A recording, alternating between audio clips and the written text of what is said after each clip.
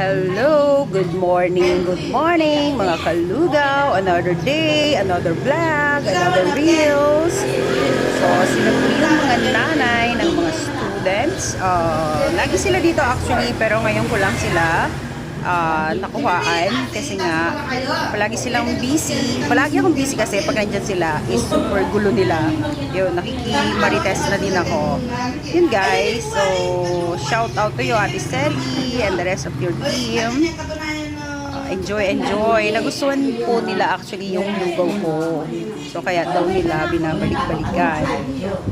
Kasi meron din bumili dyan. Talagang todo promote sila sa aking lugaw. Ayan guys, thank you for always visiting Kalugao. Good morning.